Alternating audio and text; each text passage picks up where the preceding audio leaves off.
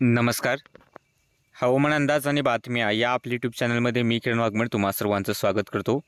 आज 5 मार्च पाहूयात की 6 मार्च रोजी राज्यातील हवामान कसे राहील. पण त्या अगोदर 5 मार्चला जर आपण पाहिलं तर राज्यात ढगाळलेलं वातावरण आहे. लातूर, नांदेड, चंद्रपूरचे दक्षिणेकडील भाग, गडचिरोलीच्या दक्षिण भागांमध्ये ढग दाटलेत, पण विशेष अशा पावसाचे हे ढग दिसत नाहीत. आणि या व्यतिरिक्त राज्यात कसल्याही प्रकारचे सध्या ढग नाही आहेत.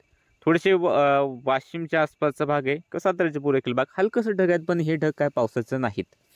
आणि तापमानाचं बोलायचं झालं किंवा पावसाचं बोलायचं झालं तर उद्या फक्त भंडारा गोंदियाकडे ढगाळलेलं वातावरण थोडंसं वाढू शकतंय. बाकी राज्यात पावसाची विशेष शक्यता नाही आहे. आणि तापमानाचं बोलायचं झालं तर थंडी पुन्हा एकदा कमी होते.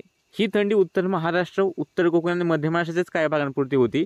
मराठवाडा असेल, विदर्भ असेल, या ठिकाणी ही थंडी वाढलेली नाही आहे. आणि आत्ता जर पाहिलं तर नाशिकचा भाग असू शकतो, या ठिकाणी तापमान 10 ते 12 अंश सेल्सिअस आणि बऱ्याच ठिकाणी तापमान 12 ते 14 अंश सेल्सिअस नाशिक, नगर जिल्ह्यांमध्ये आपल्याला पाहायला मिळेल. पुण्याचंही तापमान 12 ते 14, साताराही 12 ते 14, ठाणे पालघरचे अंतर्गत भाग, रायगडचे उत्तरेकडील भाग या ठिकाणी तापमान 12 ते 14, तर किनारपट्टीच्या भागांमध्ये तापमान 16 ते 18, तर काही ठिकाणी 18 ते 20 अंश सेल्सिअसपर्यंत राहण्याची शक्यता आहे. यानंतर जळगावसारख्या भागांमध्ये तापमान 14 अंश सेल्सिअस, 12 ते 14, आणि राहिलेला पश्चिम विदर्भाचा भाग आहे, या ठिकाणी तापमान 14 ते 16. मराठवाडा आहे, या ठिकाणी तापमान साधारणतः उत्तरेकडील भाग असतील त्या ठिकाणी 12 ते 14, आणि दक्षिणेकडे जसे चाल तसं 14 ते 16, 16 ते 18 असे प्रकारे तापमान वाढत जाईल. सोलापूर, सांगलीचं बोलायचं झालं तर या ठिकाणी स्वतः तापमान जास्त जाईल, 16 ते 18. विदर्भात, खास करून पूर्व विदर्भात भंडारा, गोंदिया, नागपूर, गडचिरोली, चंद्रपूर या ठिकाणी तापमान 18 ते 20, तर काही ठिकाणी 20 ते 22 अंश सेल्सिअसपर्यंत राहू शकते. म्हणजे या ठिकाणी विशेष थंडी नाही आहे. आणि दिवसाचं तापमान मेन म्हणजे महत्त्वाचं आहे की वाढत आहे, उन्हाचा कडाका वाढतोय. लातूर, नांदेडच्या आसपास किंवा धाराशिव, सोलापूरचे काय भाग आहेत, या ठिकाणी तापमान आता 36 अंश सेल्सिअसहून अधिक राहण्याची शक्यता आहे. साधारणतः 36 ते 38 अंश सेल्सिअसपर्यंत तापमान राहील.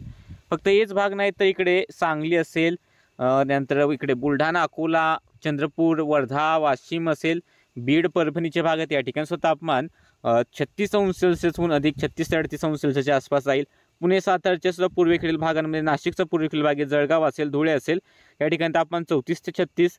तर यांचेच घाटाकडील भाग आहेत पश्चिमेकडील, या ठिकाणी तापमान 32 ते 34 अंश सेल्सिअस दरम्यान राहील.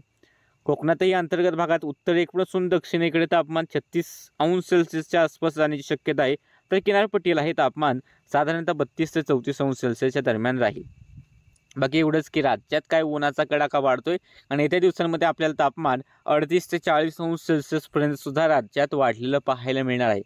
हवामान विभागात सुद्धा आपण अंदाज पाहिलेलाच आहे की यावर्षी मार्च महिन्यामध्ये आपल्याला राज्यात नेहमीपेक्षा तापमान जास्त राहील. उष्ण लाटा सुद्धा नेहमीपेक्षा जास्त येण्याची शक्यता आहे, त्यामुळे काळजी घ्या. बाकी सध्याच्या अपडेटमध्ये इतकं. जरूरच्या हवामानाचे अंदाज पाहण्यासाठी चॅनलला सबस्क्राईब करा, व्हिडिओ लाईक आणि शेअर करायला विसरू नका.